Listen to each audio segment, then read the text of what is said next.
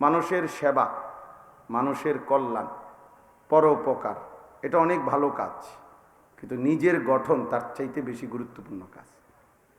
এটা অনেক জরুরি। অনেক মানুষের উপকার করলাম আমি, কিন্তু নিজেকে বরবাদ করে দিলাম, এটা ঠিক নাই। মনে করেন অনেক লোক আছে সমাজে, জনসেবা করে, মানব সেবা করে, অনেক ভালো, কিন্তু মানব সেবা এটা তো একটা নেক আমল, কিন্তু এর জন্য যে আপনার নামাজ ছুটে গেল, কেন ছুটল? এর জন্য যে আপনার হালাল হারাম ছুটে গেল, এর জন্য আপনার আখিরাতের ফিকির ছুটে গেল, এটা হইতে পারবে না।